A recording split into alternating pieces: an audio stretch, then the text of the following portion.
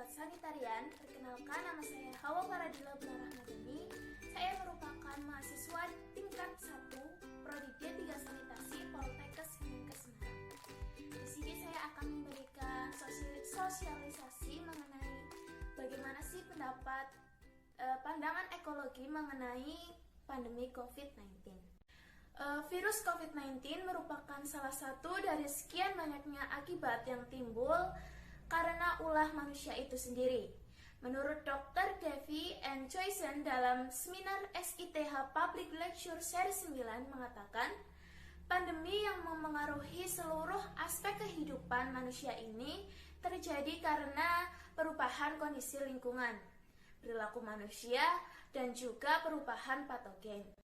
Konsep ekologi tidak dapat lepas dari fenomena pandemi ini. Degradasi alam dapat meningkatkan kontak hewan-hewan liar dengan manusia sehingga peluang terjadinya penyakit zoonosis semakin tinggi. Pada era sekarang, manusia mulai enggan untuk memperhatikan keadaan lingkungan. Padahal lingkungan merupakan tempat hidup manusia. Apabila lingkungan telah rusak dan tercemar, maka keberlangsungan makhluk hidup baik tumbuhan, hewan, dan manusia akan ikut terganggu. Ilmu dan pengetahuan ini bisa kita pelajari pada cabang ilmu biologi yaitu ekologi. Menurut Ernest Haeckel pada tahun 1886, ekologi merupakan ilmu komprehensif yang mempelajari hubungan antara organisme dan lingkungannya. Dengan rusaknya lingkungan hidup, maka tercipta banyak sekali kerusakan. Sebelum merujuk pada kasus pandemi yang tengah terjadi pada tahun ini, mari kita mengingat kembali tentang berbagai pandemi yang telah terjadi berpuluh-puluh tahun atau bahkan beratus-ratus tahun yang lalu.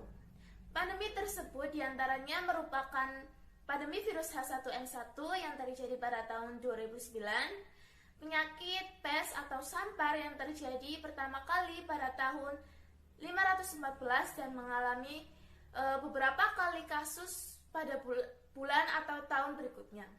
Lalu virus Ebola yang ditemukan pertama kali pada tahun 1976 dan pandemi yang cukup besar pernah terjadi pada tahun 1976 yaitu pandemi akibat virus influenza. Semua penyakit tersebut dapat menyebar dari satu hewan ke hewan lainnya atau dari hewan ke manusia, bahkan berakhir dari manusia ke manusia yang penyebabnya tidak lain adalah manusia itu sendiri.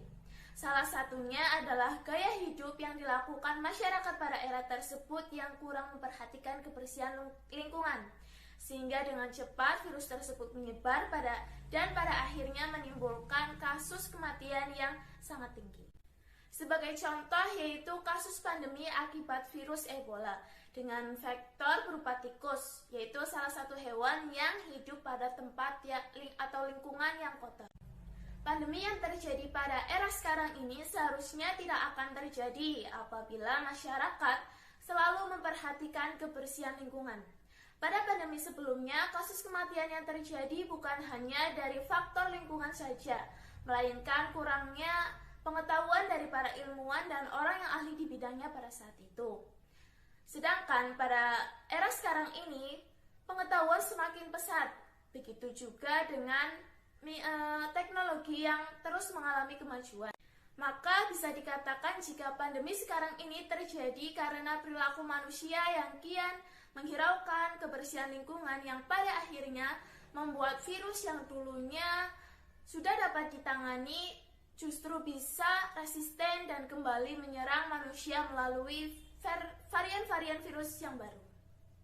Pada berita harian Kompas.com 9 April 2020, melansir pada kutipan The Guardian 8 April 2020, Profesor Stephen Turner, Kepala Departemen Mikrobiologi Monash University Melbourne, berpendapat bahwa virus corona kemungkinan besar berasal dari kelelawar. Meski demikian, Profesor Stephen Turner masih belum meyakini hipotesis tersebut. Beliau mencurigai bahwa terdapat vektor atau inang yang membawa virus tersebut dari tubuh kelelawar ke tubuh manusia. Hal ini terbukti dengan kondisi kota Wuhan, China pada saat sebelum terjadi pandemi virus COVID-19 yang menunjukkan daerah di sana terlihat sangat kumuh. Ditambah dengan kebiasaan buruk masyarakat Wuhan yang suka mengonsumsi hewan ekstrim seperti kelelawar, tikus, terenggiling, dan lain-lain.